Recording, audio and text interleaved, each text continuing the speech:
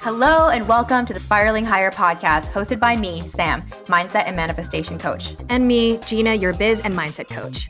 We're here to support you on your spiritual journey by bringing you intimate and raw conversations about healing, manifestation, consciousness, and spirituality. We hope this podcast makes you feel less alone as you become aware of your patterns and limiting beliefs to uplevel your life, manifest like a boss, and together, spiral higher.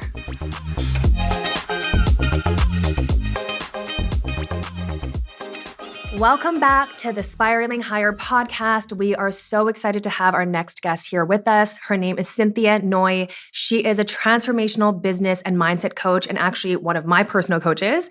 She's also a mom of two, and she's also a cycle breaker. She helps her clients unlock their authentic expression in life and on social media. And her mission is really to empower women to do that pivotal inner work to heal generational trauma, reclaim their voice, speak their authentic truth, all the things that we talk about on this podcast. So welcome to the pod, Cynthia. Oh my gosh. Thank you guys for having me. I'm so excited to be on here to get to talk about the things that we know and love. And for me, I'm all about deep conversation. Let's go into the deep all the time, And so it's nice to have a podcast that just dives into that without having to do the surface level, oh, how's the weather? And that's cool too, No small talk here. Yeah. Deep talk only. Yeah. So Cynthia, I want you to take us on your journey. So what took you from, I believe you were in corporate. So you're working a more surface level job, something that didn't really fill up your soul. And then you went on this journey of becoming a soulpreneur. So tell us more about that. Yeah. So I mean, if you met me 4 years ago, you wouldn't even recognize me because my energy back then was so messed up. And that I was focused on all the wrong things. I was focused on climbing the corporate ladder and making sure everyone knew how well I was doing. I used to work at it's a sports TV broadcast company that's pretty major. And I was like, oh my God, look at me. I'm meeting Phil Jackson and I'm seeing all these people and they're traveling me everywhere. And I was posting all this stuff on social media that was oh my gosh, look at me, look how great I'm doing. But inside I was struggling. And I didn't know I was struggling, which was kind of the crazy part of it because everyone was oh my gosh, you're doing so well. You have it all made and all this stuff.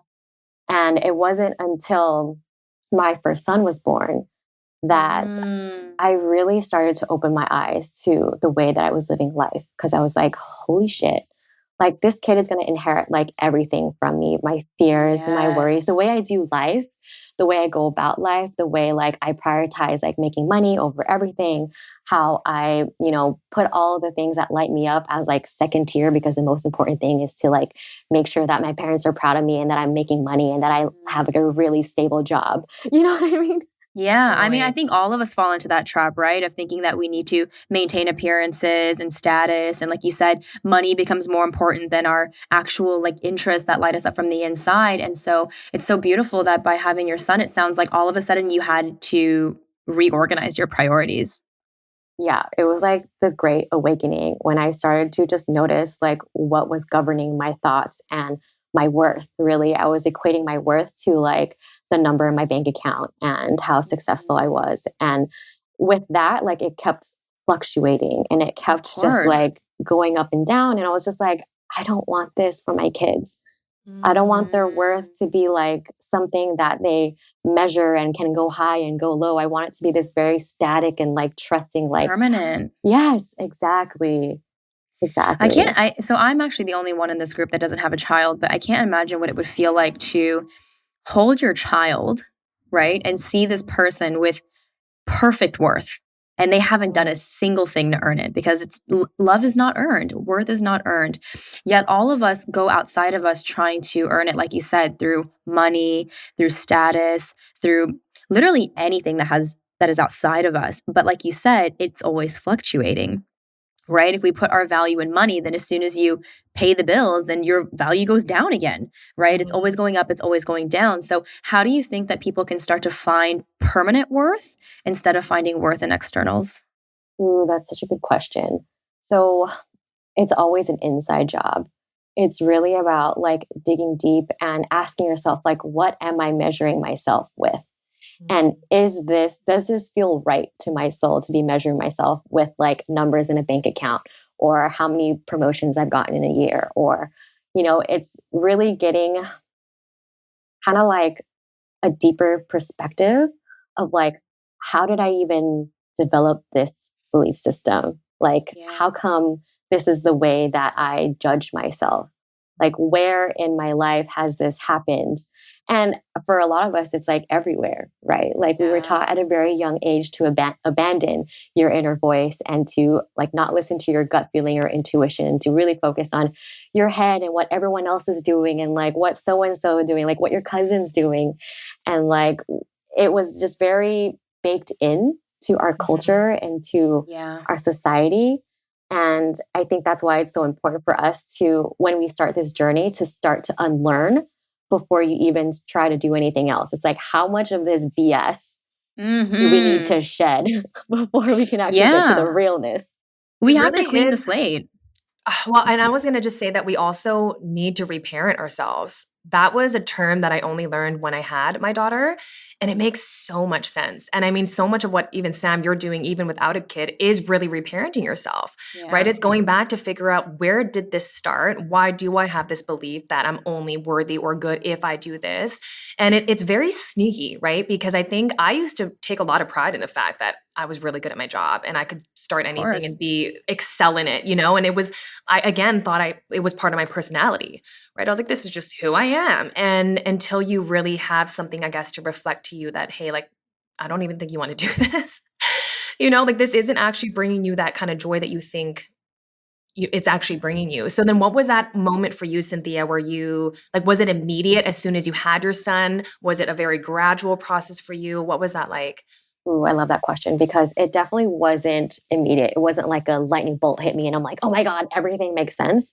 It was a really, really like slow and kind of painful journey of like Yeah. unraveling and waking up to a lot of things because what happens is you start to realize like a lot of like the patterns that you have, the cycles that we have of like negative thought patterns and beliefs about yourself, like all of that was like inherited. And then it was also like your brain always wants to make you right.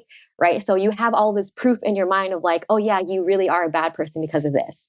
And you really are like, you messed up because of this. And so you start to like really get down about yourself and like where you are in life. And that's where it's like, I really want to remind people that the awareness that you have is the most magical thing that you can have because now you can shift it. And I think that's the part that I kept forgetting was like, okay, yeah, now I know that, I probably am not the best mom and I'm probably am not like the best working and all that stuff. And it's so easy to go down that shame spiral and really like beat the shit out of yourself and like all of that stuff, right? And so for me, it's really important to like celebrate the awareness and be like, okay, now I know I have this pattern that does not make me feel good and does not make me proud of who I am, right? But I get to choose, like, from this point on, like, what is the new pattern that I can create? And like, what is the new thought I can choose? And it was really hard. It was really freaking hard. I remember doing like affirmations on the way because I live in LA. So like traffic was like 1.5 Perfect time. hours to drive like 18 miles. Like, I shit you not. And so like I remember just like doing affirmations in the car and just saying things like, I am a good person, I'm a good mother, I am enough. And I remember bawling because at the time I didn't believe it to be true. Yeah. I think the other thing too that really precedes awareness that so many people are trying to avoid is pain. We have to experience pain to get to that point where we actually do get on our knees and literally ask why? Why? Why am I like this? Why am I experiencing this? Why like this? Why right now? And that's really when the self-inquiry just kind of bursts open because, when things are going really good, when the conditions are perfect, we don't really ask that question, right? We just get to float and enjoy, and that's part of life. That's the duality. But, pain is what really precedes, I think, so many people's expansion. And it's so sad that so many people are trying to avoid that and are suppressing that. And so I'm curious to know, what was the painful moment for you, right? But that contraction that really preceded your expansion. I mean, I didn't even realize for a lot of my life that I was avoiding pain. And I was like truly like binge drinking on the weekends because I was like, oh my God, I can't wait for the weekend so I can like drink and like forget about everything and not feel. But I didn't know that was happening. I was like, oh, this is how I feel good. Right. And it's also normalized in our culture. It's not weird at all for us to do that. Exactly. Exactly. But for me, I do recall like a moment where like I was having a fight with my husband, who is just this amazing, kind-hearted, like the nicest man you'll ever meet. He just like sees the good in everyone. And I remember just having this fight with him where I was literally like berating him and like just calling him out for like, oh my God, you're like so terrible. How could you forget this? And like just going on and on. And I was just like, holy shit. Like, how am I talking like this to the person that I love, who I like adore, who like lifts me up to like the highest degree? And getting emotional. I know. Yeah. Me No, too. I'm getting emotional too because I mean, I literally just I had that fight like yesterday. So yeah, it's hard. Like I think that sometimes you'll act out, old traumas, old versions of yourself. You repeat a lot of the things that you witnessed in your childhood. And so if you don't mind me asking, was that something you witnessed also in your home, like your parents fighting? And if you don't mind. That's a good question. A lot of my parents' fighting was done behind closed doors. So I don't even quite know what those conversation pieces were like. For me, I think it came to that because I was so insecure about my own self worth. And I thought, like, if he was doing this, that means this. That means he doesn't care about me. That means he doesn't Right. think about me the way that I do. Um, and so I'm sure there's a thread there that I haven't tapped on yet. Yeah. But for me, that moment was a really strong highlight of I don't want to be talking to the person I love this way. And I do recall like moments like where my dad would just like kind of snap at us because he's had a long day. And me being the child, like not understanding like where is this coming from? Like I don't even understand like what I did wrong and was it that terrible? And then starting to internalize it. So maybe it was a pattern that like subconsciously was downloaded because that happens a lot too, right?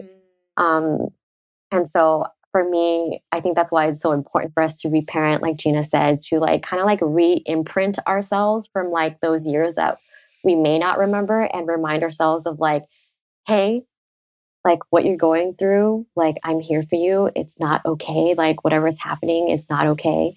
And here's how we can see it for what it is and give ourselves so much love and compassion for it. And almost like claim it and be like, hey, like, I don't want to be talking to you this way. And I feel like really shitty for doing it. And like, I don't want to say that it's because you made me become this way because that's not true. Like, Well, we go to that because we have to avoid the shame of how we've acted, right? So, I mean, I've been there, Gina's been there where we have just totally lost our cool. And then in an effort to protect ourselves from the shame that could result from how we've just acted, we have to obviously come up with a reason for why we acted that way. We have to justify it. We have to justify it, right? And I think that's how so many fights continue on and on and on. We never take responsibility for it, and so we never break that cycle. But wow, I mean, what a powerful moment to just be standing in your own shoes and realizing I don't want to be this. I don't want to replay this. And I think with the whole reparenting thing, there's so many layers, right? There's the layer of reparenting maybe the patterns that we did witness in our parents, but it's also like then also having compassion that maybe we didn't get, or the love that we were seeking that wasn't really translated to us in that way either. So there's all these different angles, I think, that I've had to reparent myself. And it shows up in so many different areas. I remember when I went to my last therapist and he was like, you have perfectionism tendencies with your child. And I was like, no, I don't. I'm not a perfectionist anymore. I've dealt with that with work. I'm not like that anymore. And it's so true though, because in an effort to protect Emmeline from having trauma that I had, I was trying to be a perfect mom. Right. And not letting her experience any of that. But I think, again, going back to the reparenting thing, I then had to have compassion for myself. Number one, that it makes sense that this is maybe my reaction from what I've witnessed, but also having compassion and for that shame. And I think that shame part it comes up so much too, because I'm sure for you, Cynthia, there was shame for you in that moment, But then was there shame following that even as you did shift into getting into the more soul work away from the corporate stuff? Because there's shame there too, even when we're making the better steps towards healing. Oh yeah, totally. That's like one that I'm like constantly working with. And like I want to say like when I was having that fight with my husband and I had that realization, I didn't stop and correct it right away. I still went on to be like, Of course. I wasn't like, oh my God, I'm so sorry that I spoke to that. Like that conversation didn't happen probably till like weeks later, Right. because I was still like, oh my God, like I'm so like terrible. And how did I get like this? And like, how many times have I done this in the past? And how much has he, you know what I mean? Like the shame spiral is like truly like, it can go on for forever. It can. Mm. And it does. And it does until you just bring awareness to it. But oh my gosh, Cynthia, I mean, you're preaching to the choir. I was just there. I mean, this morning, like, oh my gosh, like how many times have I acted like this? Like, oh my gosh, how do I move on from this? And So I'm what not. do you do, Cynthia? What do Yeah, we what do you do when we, like I said, like I talked about this, I think in our first episode, like the time needs to match the crime. And sometimes when I do lose patience or whatever, we act out in a certain way, it's so hard because I'm trying to welcome in forgiveness, right? Forgiveness for self and understanding and compassion. But there's just an element of like, oh, like, no, you're not going to get away with this. And you did this too many times. And it's really hard. So what is your advice on that? I mean, I'm still working through it too, to be honest. But I We think all are. a big key thing too is like realizing that I think sometimes we make ourselves feel wrong to make ourselves feel better. Like Mm. we're like, oh my God, I can't believe I did this, and da, da, da. And we kind of like that's the way that we show that we care because like look how much I'm beating myself up over this. And like this has happened to me recently too, where like I'm currently using my cousin's laptop. It's a 2014 MacBook because mine I had all these issues, right? And like my son had spilled water underneath it and it started flickering, it broke. And I was like, oh my God, I feel so bad. I just broke his laptop. Like I called immediately and was like, oh my God, I'm gonna get it fixed. Like I'm gonna get all your data off of it. Like I'm so sorry. Like I'll pay you the value that it's worth, right? And he was like, Oh wow. I don't use this laptop. It's fine. And I was like, but your data, like I'll get all your He's like, there's nothing on my laptop that I use. And I'm like, oh, but okay. And then like I still You're like, how will I proceeded. repent? How will I repent for my sins?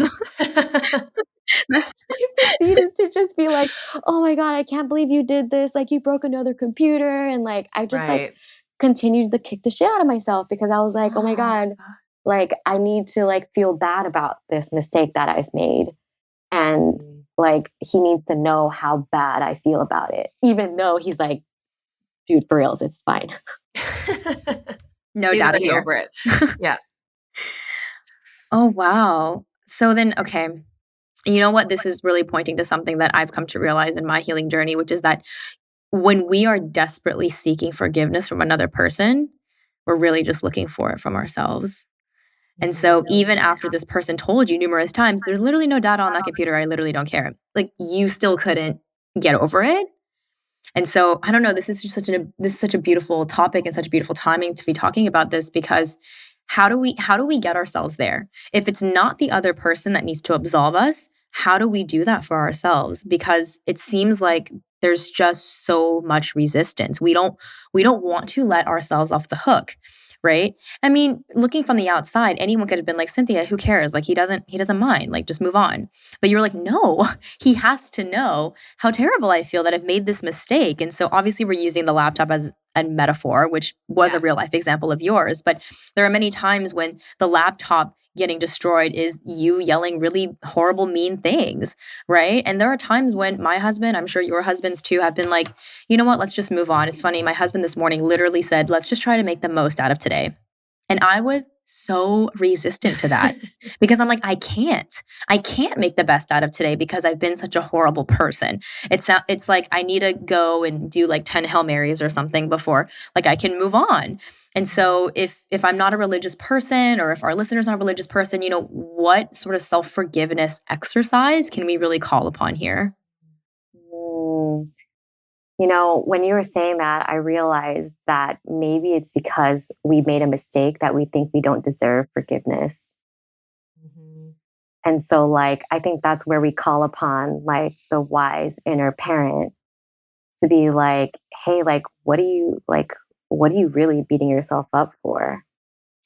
You know, like what's making you feel such like a terrible person, you know, and like how can I let you know that even when you make mistakes and even when you do something wrong where you like lash out on your child or your husband, that you are still worthy of love and acceptance, like just as you are. Like, and I think for us, right, I think feeling unconditional love is new territory. And so, like, it's so hard to even understand what that feels like cellularly, let Mm. alone like have our thoughts like understand it, you know? Mm. So true. It's so Wow. foreign. It really does feel backwards. We're so used to tolerating and living in a space where we just have so much self-hatred and, you know, just that shame. Like that feels more normal than it does to forgive myself and like love myself through those times. And Mm. so like you said, I think it starts with that awareness. And then it really is just this constant calling back to can you hold yourself now? Can you love yourself now? Can you accept yourself now? Like, can you see yourself? And sometimes, like, what helps me is seeing myself as a child. Because when I see myself and I've lashed out at somebody as an adult, it's kind of like, you should have known better, you know? But when you see it as that inner child that's really the one lashing out inside, it's easier for me to access that compassion for myself. But it's definitely, yeah, it's definitely a work in progress because, like you said, it's just not, we're not used to it. And I hopefully mean, that's how we're breaking the cycle for our kids, right? 100%. But, you know, I think we live in a world that is very conditional, right? Yeah. We get awards when we achieve things, right? Or when you break the sales goal, it's like you get a big party and, you know, it's we're constantly earning worth and love. And so like you said, understanding unconditional love on a cellular level is just one thing that a lot of us don't have installed, but like you Yeah. said, it's also really hard to just understand that conceptually with thought. You know, I mean, the words unconditional love, we know what they mean, but I don't think that we really feel what they mean until maybe you have a child and then your heart just blows right on open, or maybe you're a pet owner, right? And you can experience, I mean, even in that way, like there are so many times when I've totally gotten mad at my dog and he just doesn't care. He just like still loves me. He doesn't make me repent. He doesn't make me repent for being a mean owner. He's just like, "Oh, she was mad for like 5 seconds and now she's happy again." So, Mhm. and you know, that's so interesting. Dogs or animals, they don't carry the past, right? Yeah. And I think that's the difference between us and maybe animals. We have a consciousness of the past, we have a consciousness of the future, which is why we experience so much regret and also anxiety. And so I think that in order to move into forgiveness, we have to live in the present. But in the present, past and future die. And I don't think that sometimes we're willing to let go of our past or our futures. Yeah. Totally agree. I mean, I would love to find out from you then, because obviously now we've talked about how that really was a catalyst for your awakening, right? And then you quit your job. So then what was the journey after that? I mean, I think again, the whole point of our podcast is talking about spiraling higher and how you probably had to keep on repeatedly, showing up for yourself, overcoming the shame, overcoming the blame, all of that kind of stuff. So talk to us about that journey for you as you were leaving the corporate world to now pursue something that was so near and dear to your heart? And how did you find that this was what you wanted to do? How did you come to that? Ooh, these are all loaded questions. But I do want to set the record that I didn't leave my job. I was let go from my job. And Mm. that was for me something that I had to work through. That I was like, oh my Mm. gosh, I'm so ashamed that I was let go. And then there was another part of me was like, bitch, you manifested this. Like you Oh, asked yeah. to be let go. You told the universe when I find my purpose, take me out of this job in a way that would be like, I don't have to make the decision. There's a severance, which I got, you know, and like I felt so good about it, but there was still like that older version of me, like the older adult inner child version of me that was like, I can't believe you got let go. And I was just like, you know what? Like, no, like we claim this. Like I was let go during the pandemic. It was both a shitstorm and the best thing that's ever happened to me because I got to go all in and like there were offers for other corporate jobs and I got to stake my foot in the sand and be like, no, like I'm choosing me. I'm choosing whatever the fuck lights me up, even if I don't know exactly what that is, because I want to show my children that I'm living a life of purpose with like so much intentionality that I'm putting my fulfillment and my heart first above like how much money I'm making and how are we going to survive. And I know it's really hard like for me to like even wrap my head around like, are you serious? Like you have 2 kids, like you have so many fucking bills to pay and all this stuff. And I was just like, but I know that the universe did this for me. And I have to continue on this path because I have been asking for this. I have been asking for a life of impact. I have been asking for a life where I could be at home with my children while also changing the world and doing work that I actually freaking love. You know, I love this so much because with so many of my clients, a lot of this happens, right? When we start actually claiming to ourselves and to the universe what we really want, anything that's not in alignment with that starts to fall away. And then my clients will start freaking out because they're like, well, not like this though. And I'm like, what you've asked for is already taking place. Maybe not in the way that you asked for, right? But you don't realize that right now, this is actually what's leading to your expansion. And so I love what you said, how it was equally a shit show. And I think that was to your conscious mind, the part of you that was still operating in fear. That part was saying, this is a shit show. But the deeper part of you that was opening itself up to the unknown and your expansion and your purpose was like, perfect, right on time. This is splendid.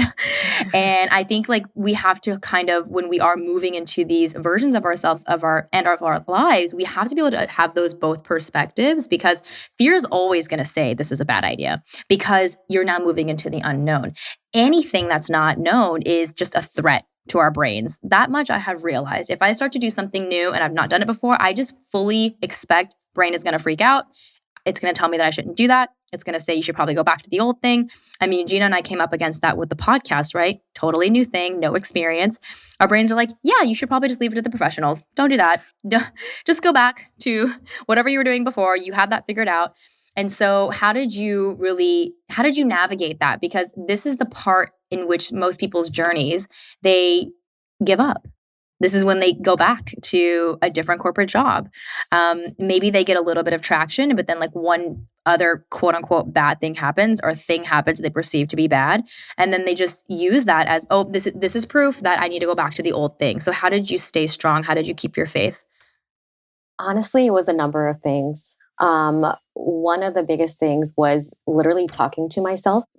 Like I became that person where I like literally would talk to myself all the freaking time, like in the car by myself. And I would literally self-soothe and be like, this is fine. This is fine. This is okay. And a lot of my work has to do with just like visioning. So I took myself through different processes in my mind. So one of the processes was like first acknowledging all of like the pain that I was feeling about being let go and just like all the things that I never got to say and really just letting myself have those feelings of like fear and holy shit, what's going to happen and how am I going to pay the bills and just I let myself. And that was like the scary part of it was like, oh my gosh, I'm just letting myself spiral like down, I'm just letting myself. It's so interesting that that's the inherent belief that we have that if we let a feeling happen, then we're just going to be all consumed and never come out of it and it will just get worse and worse. But what's so interesting is that it's actually the suppression that makes it worse and worse. And so, yeah, kind of take us through your process of fully feeling a feeling because there are way too many humans on earth who don't even know what that means. Like, how do we fully feel fear without trying to do something about it? Because that's kind of where our psyche goes right away. We feel an oncoming of an emotion and then we're like, what do I do about this? And, Gina and I have been really sitting with, we're not going to do anything about this. We're just going to be with it. Right. So how do we do that courageously? Because it feels like the one thing we're all trying to run away from. I mean, it's why, pharmaceutical industries and alcohol, they're thriving because we can get away from this. And so how do we do that, Cynthia? How do we sit with a really scary feeling? I love this because I think even for me, like I didn't even know how to access that. So I would do this, like I would call it the I allow practice. And I learned this from, I think, someone on Clubhouse. And it was literally saying, like, I allow blank. And it could be anything, like, I allow fear. I allow, like, losing my shit. I allow feeling absolutely worthless. I allow being so afraid that, like, everyone's going to judge me. My parents are going to think I'm a piece of shit. Like, I won't be able to afford rent or, like, my lease and all of that stuff. Like, and equally, I would also allow the possibility that this could be the best thing that ever happened to us. Like, I would also allow that this was maybe the possibility that I could show my kids how to break the cycle. And kind of like doing that in, I think, honoring both sides, right? I think for me too, I was so conditioned to only see the negative that the positive, like, I wouldn't even know how to have that thought of like, Right. what is the possibility of this being a good thing for me? So it was really, honestly, getting really honest with what I was feeling, even if it was like a million different emotions. And once you allow it, like, you'll see which ones make you cry, and those are the ones that you need to surrender to. Yeah. And fully surrendering looks like you curling up in fetal position, like bawling your eyes out and like sobbing uncontrollably sometimes. Yes. And like, that's what we're trying so hard to avoid. Like, this Yeah. breakdown is like what we're trying so hard to avoid. But you all know this, like, once you allow that, like, the emotions move through you, like it passes. But when we aren't allowing and we're holding on and we're running away through like alcohol or binging Netflix, which has been my personal favorite lately. Right. It's like, once you allow it, like, it just breaks open. And like, then you're able to mine it for the gold that it was always meant to be. Yeah. One of my favorite quotes is, sometimes you have to break down to break through. Yeah. Because sometimes you do. And yeah, sorry, go ahead. I think it's just that I think, like you said, sometimes like fully processing a feeling can look like laying in your bed in fetal position and just literally uncontrollably sobbing. But the problem is what we make that mean, right? Because I think a lot of us, if we allow ourselves to do the fetal position cry, then we go into story making again about what that means. It's like, what am I, it becomes, what am I doing with my life? Why am I being like this? Why is this happening to me? Why is everything going wrong?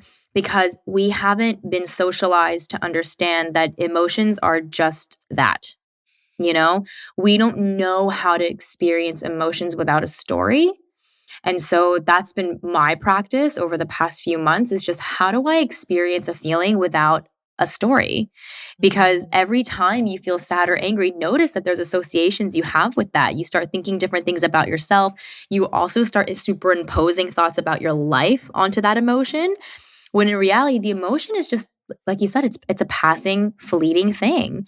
And so I wonder if when working with your clients, if that's something that you help them with, is like, how do we start divorcing the story from the emotion and just allowing the actual physical sensations to just arise? This is really important because I think this will be a great time to kind of share the exercise that really changed my life when it came to like inner child healing. It's called the On the Bus exercise. I learned it from a licensed therapist on a podcast called Mommy Millionaire. And Amazing. it was, so the idea is that you are on a bus and this bus is going in the direction of your dreams. And the different passengers on these bus are different versions of you.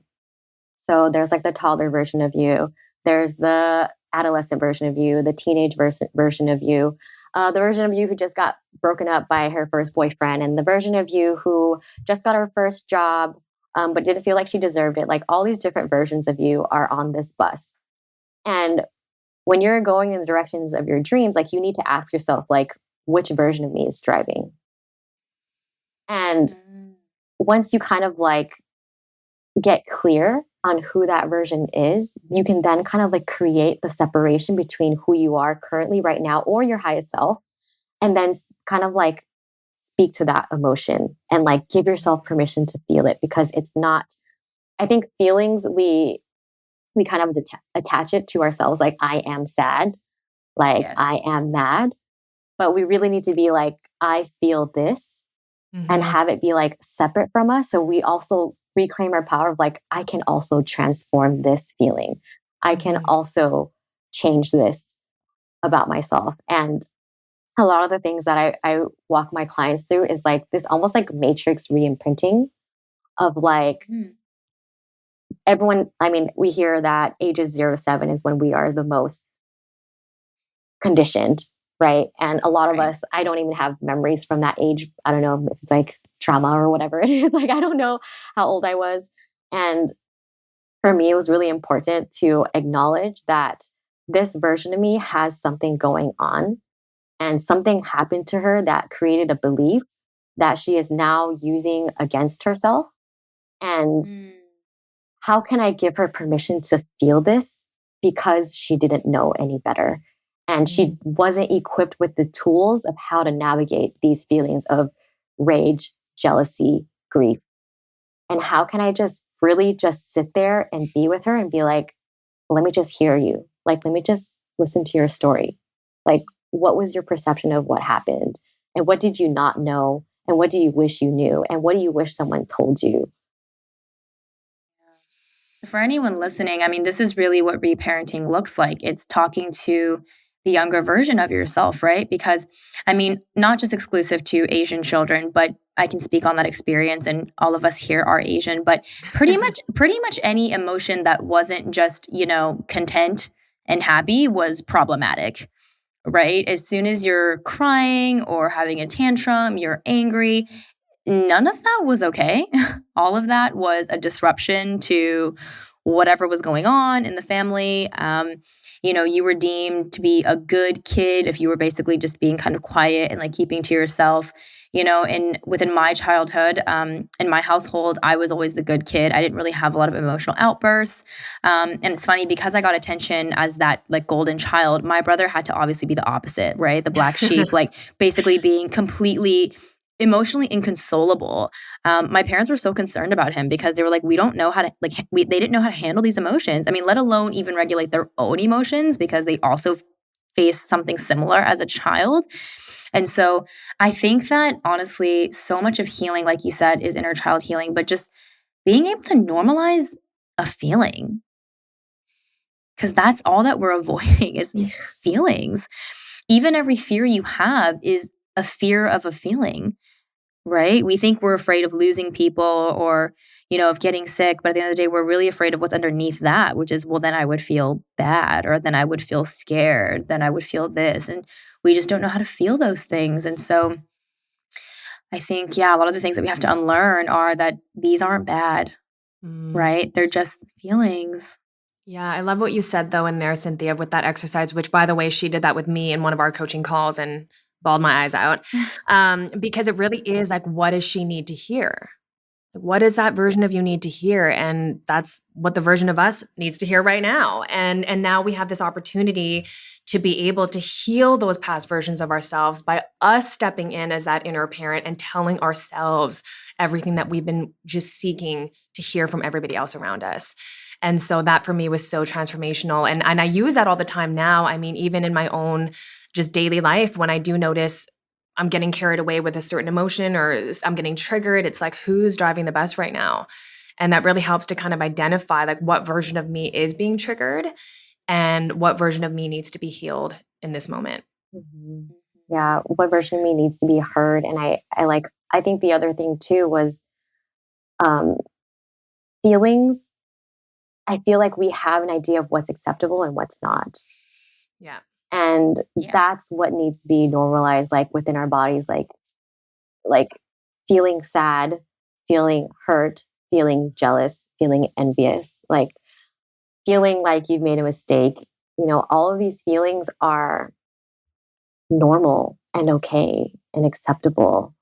And even expressing it is normal, okay, and acceptable. And because we haven't found healthy tools of how to express that, we internalize it or try to escape it. Mhm. And so I feel like the work for us is literally identifying emotions, feeling them, and allowing them, and then letting it pass. Because the more that we do this like mental Olympics of trying to like avoid and hide from and escape, the more that it's just being stored in our bodies to be let out Mm. in unhealthy ways that we prefer not to. And then we kind of like restart that cycle of like shame and regret. Mhm. Yeah. And we also manifest careers and relationships that aren't really in alignment with our authentic self, right? We're showing up as our inauthentic self and trying to access these other feelings without feeling our shit, without healing our stuff. And so then what we end up manifesting and attracting is not really in alignment with our whole self. And so I'm kind of curious like how you work with clients because I know that one of your specialties is that you're really helping them unlock their own authentic expression, helping them really bring the unique matrix of them to their work. How do you kind of help them uncover their truth and really get them to bring their whole selves into their businesses? You know, it's really interesting because it's a lot about like people come to me for business and a lot of like, how do I show up in this? But it's really, I do a lot of like inner healing work with them because what they come to me with is it's not okay for me to show up as I am right now. Like Mm. if I show up as I am right now, like people would think I'm unprofessional. They would think that I'm not well versed in this. They would not trust me. And my the way that I coach is like I just ask them questions that really help them to see themselves and have their own breakthroughs. And Mm. so I really want to empower them to have their own tools of guiding themselves. And so I'm always asking them like questions like, well, what do you really want? Mm. And what do you want to say that you have stopped yourself from saying? And what in the past have you made yourself wrong for thinking, but that was your truth? Mm. So, I mean, if you grew up like me, where I was like similar, very similar to you, golden child, people pleaser, peacemaker, empath, super sensitive, like I kept so much of my thoughts and beliefs to myself. And because I was getting praised for it, right? I was like, oh, they like me better when I'm like this. So Right. that Right. in turn means that what I actually think and what I actually want doesn't matter. Mm. And so a lot of my work is just reminding them like, hey, what you want matters. And I know it's like annoyingly simple. Like, hey, what do you want? Like I ask them what do they want, but there's so But you're many giving them layers. permission. You're giving them permission to admit it to themselves because they felt so scared to admit that because of what other people would think. Of course, starting with their parents, right? If the parents weren't approving of who they wanted to be and what they wanted to do, then you will just naturally assume that no one else is going to approve of that either. If your own parents wouldn't, then why would anyone else? Mhm. I loved the work that we did together because, I mean, really, we have Cynthia to thank for the fact that I'm on this podcast. Because that Yes. was part of my story, and it's funny because I did come to her originally kind of like, "Okay, I really wanna show up online and start, expressing my voice and sharing my perspectives," and I didn't realize how deep we would have to go back into my childhood and really understanding why is there this fear in the first place, you know? And that's actually why I know you have your program called Real Talk. I would love for you to kind of touch on that and why it's so important. I mean, because there's so many programs out there on how to make a good TikTok or how to gain whatever amount of followers on Instagram, but the work you're really doing is not about the metrics. It's doing, I actually called it preschool, kind of like the pre before you can go into that stuff because there is so much work because going online is there it's so easy to compare. And I think it's so easy to get into that arena of starting to show up, and we instantly revert right back to those old traumas and those old thought patterns. And so I would love for you to share, how did Real Talk get birthed? And yeah, what's the premise behind all of that? Yeah, Real Talk literally birthed itself. The universe was like, hey, you're teaching on this now since you're really comfortable online. And I was like, excuse me? You think I'm comfortable online? Wait, who told you this? Right? And they were like, no, for you and your trajectory, like the way that I was, because I am very introverted. Growing up, I would consider myself shy. I was the person, like all my friends ran for student council, like, hey, be president and all this stuff. And I was the one who made their posters. And I was like, yeah. So I got really used to hiding, and I got really, it became a part of my identity. Like, oh, I don't need to be in the spotlight. I don't like it. It wasn't made for me. And then I started to ask myself, like, how much of that is true? Or are you just afraid of trying? And so for me, Real Talk was really a way that I could share my journey that was so sacred to me, of like how I started to come out and how I started to show myself. And it was this very gradual thing, because I know online everyone's like, I'll get you to like 1,000 followers in like a month, and like, it'll be great. You'll get so many clients and all that stuff. And that really bothered me, because I was like, that's not the point. The point is you having the courage to show up, you cultivating enough internal safety for you to be like, hey guys, here I am. I'm doing this new thing, and it's kind of weird and awkward, but I'm going to own it because this is something that I actually want to do. And here's the thing, is like, when it's something that really means something to you, like it's really important to your heart, like it's going to feel like you're like literally coming out again. Because you're just like, I know you guys knew me as this person before, but like, I'm actually not that person. Like that was like my mask that I put up, because like, that's what I thought I had to do. So when you're creating from the heart, it's almost this like extremely vulnerable and scary thing to do. And so for Real Talk, for me, was like creating this like internal safety and like ways that we could practice showing up as our true selves, and having that community of like other people being like, oh my God, I'm so scared too. And oh my God, this is so awkward. And like, and for me, my journey was very gradual, which I loved. Like honestly, if you told me like 3 years ago, like one of my videos were going to go viral and I was going to get like all these like messages, like good and bad, I would have literally jumped back into my hole and been like, what the fuck? Like I told you this wasn't for me. Like this is like so much. Like why did I step into the arena? I wasn't ready for all of this. Right. Right.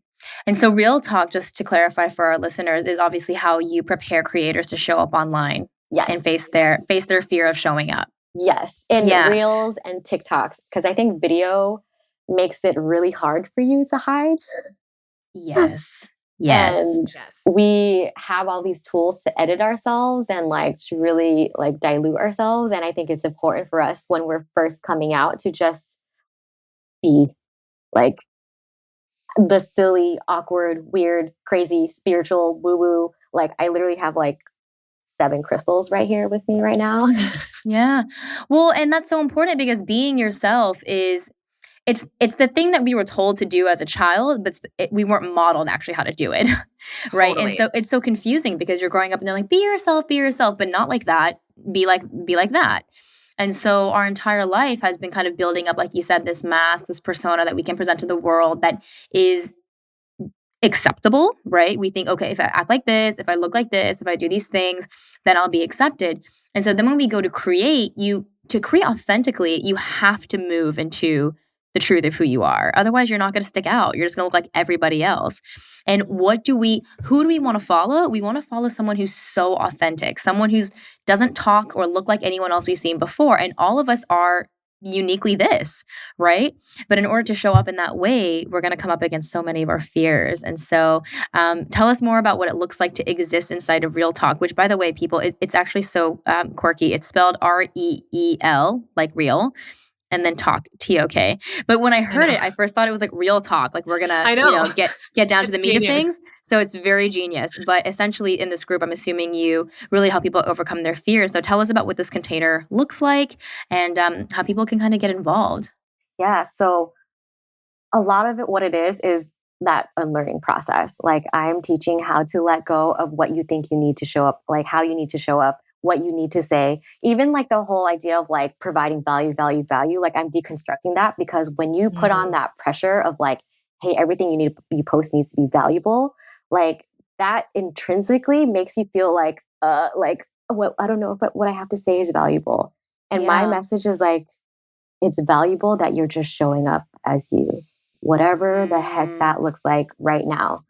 And that's why, like, if you follow me, you'll see a lot of like vulnerable moments where I'm just like crying, or like when I'm just like, I've just had a really difficult time, because for me, it's all about normalizing what it looks like to be a human. And I'm not put together all the time. And I'm not like, you'll see like videos where I'm just like, this is what my house looks like right now. And like, this is what you see. Like, you see right here, like a door and a window. Like, down here, there's like a blanket, there's toys that I haven't picked up, or there's like a pile of like water bottles that haven't been tossed. And I'm just being real with it, because people are like, no, I need to show up. I need to have like the best lighting. I need to have the best mic. I need to have like all this stuff figured out. And I'm like, no, you don't actually. Don't. It's so funny because we don't actually want to see that. We want to see relatability. We want to see someone who makes us feel human, right? And so I just find it so odd that everyone thinks they need to be so perfect before they show up, because we like want to see people mess up, not because we want them to fail, but because we just want to know that they're not like a robot, right? I told my clients once before, who were so afraid to show up online, I was like, you do realize that if people thought that you were perfect, that you'd be so unrelatable, and you would lose engagement, because they'd be like, we can't relate to her, right? We love reality TV because it's like, oh, celebrities, they're just like us, and like, right, they reveal their shit right on TV, no matter how scripted it is, right? But we're seeing what goes on behind the scenes. We get to see that, what kind of happens behind the curtain. And so I find it really odd that when it comes to creating online, we're like trying to show up as these like perfect effing versions of us, and it's like, no one even wants that. Everyone just wants you to just be a normal person. I just feel like social media is kind of like a giant high school all over again. I feel like it just goes back to that inner child stuff, and why that part is so important to heal, because we need to give value so people will like us, right? We need to post something that everyone will like so that we're now accepted. So it's kind of the same thing as having like the coolest backpack before you go back to school, or like the nicest outfit or whatever. And so it was really interesting. I wasn't expecting for me to have to process all of this stuff before I could post an Instagram post. Like, it doesn't seem like those two are connected at all, but clearly they are. And I mean, I can speak from my personal experience of being in the program. It was so healing and so inviting for me to be able to be myself, because you were so yourself. And I think that's really what happens, right? When we show up authentically real, as we are, and we're relatable, it gives the other person permission to do the same thing. Yes. And it also allows you to create your best art, because I want to really think of social media as that sort of medium. It is an art medium. And if you were a painter and you were constantly thinking about how to make sure your painting was good enough so that other people liked you, that would get in the way of your artistic expression, right? When in reality, art is really just created for the sake of creation itself, not for approval. And so we have to really ask ourselves, and I'm sure you ask your clients this all the time with inside of Real Talk, what are you creating for? Is this really for like likes and like approval, or do you have like a bigger purpose and mission behind what you're doing? And I think that once they can actually identify that, then showing up becomes less daunting, because there's a reason why they're showing up, and it doesn't have to be perfect as long as they're actually fulfilling their purpose through it. Yes, I love that. And really leaning into showing up for themselves. Like, I'm just showing up because I am proving to myself that I can do this. And what I found that was like the real hurdle for people when it comes to showing up authentically is there is a little like trace of shame or fear of it not being enough, or, oh my gosh, like so and so is going to see my house and be like, are you even a good mom because your house isn't clean? Right. And so I had to really reconcile that in my heart of like, I'm a good mom no matter what you think about me. Like, that's why the internal safety is so important. It's like, you have to be your own advocate of like, no, I've decided that I'm a good mother, and anything that you say is not my responsibility because I stand rooted in my truth. Like I'm a good mom. Like how it looks over here with like all the books all over the place and toys all over the place, that is like not even the point. You Right. know? But that's so interesting because that's just conditioning because no one even said that you were a bad mom for being messy. That's just what you were conditioned to believe right? Like no one said that. And so I find what's so interesting is a lot of the times the judgments we're so afraid of, they're just living inside our own head. No one even suggested that you were a bad mom because you have blankets and toys on the floor. You just came up with that conditioning because maybe your mom felt like she was a bad mom until she cleaned the house and didn't want to have guests over until it was clean because that would make you guys look like a messy, disorganized family. And so all of this is just leading you to believe, oh my gosh, if there's toys on the floor, then I guess I'm a bad mom. And then getting to that point of like self-inquiry and realizing, wait, none of that means I'm a bad mom. This just means toys are on the floor. It's meaningless. Yes. Right? But it's just so funny how we create those negative meanings when like, how could it ever mean that toys on the floor means you're a bad mom? Exactly. Or like, how could it mean that we post something and we don't get a lot of likes and now all of a sudden we have no value? Like how did that? How did that? How does that make any sense? How like does now that my make voice any doesn't sense? matter at all because one post, didn't perform well. It's crazy. Yeah. Oh my God, that's so funny. Yeah, the meaning making is just out of control. Like we take things too far. But then I love, Cynthia, the work that you do because it's like Cynthia is just like the safest container, and the work that she does. First of all, I will say it was annoying at first when you kept being like, well, what do you want? I was like, you tell me what I should do. But that's the thing. We're so trained out of self-trust. We, as a child, are not really given the opportunity or agency to actually do what we want to do. We're taught that we can't trust ourselves and we need to look to other people, like parents, teachers, friends. Yes. So that is annoying if you have never done that. But that's why she's almost coaching you into being that inner voice and trusting your inner voice. And so I think that's really probably the biggest thing that I really learned through my coaching with her was, first of all, noticing my own voice and then like actually trusting it and listening to it and being okay with it and like loving it. And a big one for us, I think, Sin, was talking about safety and feeling what feels safe to post. So I would love for you to touch on that and what you share in your program. Yes. So safety is a big thing for me, especially because I had a massive fear of judgment from like everyone. And so I think when you come into the online space too, you think like, oh, I have to tell everyone everything about myself. And I have to tell every bit of the story so that like that's me speaking my truth. And if I don't tell everything, that's me not speaking my truth. And that's just not the case. Like as the creator and as a business owner, like you get to choose what parts of you share and what parts of you keep sacred. And so the example that I learned was like, okay, so if you're trying to share a story, because for me, I share a lot of deep trauma type stories. And so it can get really murky in there, right?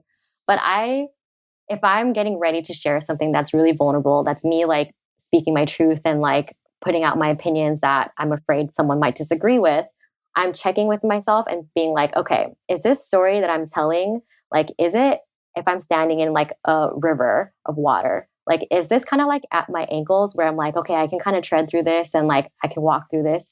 Or is it at like my waist or at my chest? That's like, okay, this is like, I'm scared. This is like too much. So that's kind of how I check in with myself to see like, okay, is it safe for me to share the story about how I just yelled at my son? And like, am I going to be ready for when people come at me and they're like, oh my God, I can't believe you yelled at your son. Like, it's so blah, blah, blah, blah. Right. And if it's like, yeah, that's at my feet, I can handle that. Then I'm like, okay, this is safe for me to share and post. And then also too, checking with like, okay, what platforms and what spaces do I feel safe sharing in? Because there are some things that only make it to like my Instagram close friends. There's some things that only make it to Instagram stories. There's only some things that make it to like TikTok. Like there's all these different avenues where I feel safe to be different versions of me. And I don't know why exactly yet. But I just know that for me, this unlocks this part of me. This unlocks this part of me. And I'm just going to keep practicing in those spaces, in those safe spaces, as I'm like, that's how I'm increasing my comfort zone. That's how I'm getting the like reps in and speaking my truth, because I haven't done it for like 30 freaking years of my life. So it's going to be scary when you start to be like, hey, I actually don't believe in that. or hey, I actually believe in this. And it's opposite to what they've been teaching about parenting and living for the last like 30 freaking years, you know? Totally. Well, I think it also just then highlights just how much we keep checking outside, right? Like, is this okay? Is this okay? And I love that the work that I did with you before I could feel safe in posting and find that safety, it also shows up in so many other areas of our life, like that self-inquiry that we were talking about before, right? If you are kind of like yelling at your husband or something, then kind of going inwards and doing that inner self-check. So I just feel like that whole, like I said, that inner dialogue that happens before you post has really helped me in other areas of my life as well, because I really wasn't looking inward. I wasn't checking, does this feel safe to me? Does this feel good to me? Does this resonate? Is this really me? Or am I acting in a certain way that I feel like I have to be, for the other person to accept me or receive me? Yeah. Yeah. Oh, Cynthia, I just am so obsessed with the work that you're doing because when we show up in non fear, when we show up in faith, when we show up in love, we create worlds. I mean, we can create anything. I think about how Gina and I have created this entire new space and entity that just didn't even exist. And in order to get here, we had to alchemize so much of our fear. And yeah, when we give voice to that fear, when we hold that fear, when we witness that fear, and when that fear hears the words, me too. I feel that Yes. too. Something transforms, something gets released, something evolves. And I love that we're having this conversation, and I'm so grateful you came on here because I think that I always tell my clients, and Gina and I talk about this all the time, but suffering happens in monologue and healing happens in dialogue. So as soon as we start opening our mouths and sharing our trauma and talking about the things that have caused us pain and grief and leading us to our awakening too, we're helping other people move through that. So thank you so much for sharing your truth, your wisdom, your light. I love it. Why we have actually one final question for you that we ask everyone at the end of our episodes. And we would love to know, since our podcast is called Spiraling Higher, what is a lesson in your life that has shown up repeatedly that you've had to spiral through? That's a great question. I feel like I'm learning a lot of the same lessons over and over, but the first one that comes into mind is reminding myself that I am enough exactly as I am. And the universe will make space for you when you show up as you are. And I think we lived for so long thinking like, no, no, no, there's not enough space for me. And my voice and my thoughts and my feeling don't matter. It's like, no, like you as you are right now, flaws and all like unhealed trauma and all of the still poor decisions you've made, even though you know better, like you are still enough. And I think what kind of like dawned on me that I forgot to mention was like feeling unconditional love in our bodies is difficult because we never felt it. And that's the work, right? Like it's weird and it's foreign because we've never felt unconditional love before and unconditional like acceptance before. So we get to experience what that is. And it might feel like, is this right? Is this wrong? I don't know. Right. But then leaning back into like, I am enough and whatever I'm going through still qualifies me to be a worthy human. Like that's kind of been like the repeat cycle that they have me on. It's like, I'm still enough even if I do this. Like I'm still enough even if I like, preach about like being a great parent, but then I'm like snapping at my son. It's like, yes, you're still enough. Like you're still human and we still like just see you as this like beautiful pillar of light and you're doing the work. Like they chose us. Like our ancestors, like our like whatever you believe in, like they chose us to do this because we are the feelers and we are the healers. And I'm just getting emotional because I know. Me too. Oh my God, I needed to hear that. like your guys' podcast alone is gonna like literally change so many people's lives. And I'm so grateful that you guys got over your whatever you had to go through to be here to share stories like yours and like mine on here. So thank you for having me. And of course, we'd be crying. Of course. It's time to heal. Time to spiral. healing is ugly crying and also experiencing mind-splitting joy just all within the same day. So thank you so much, Cynthia. Thank you for spiraling higher with us.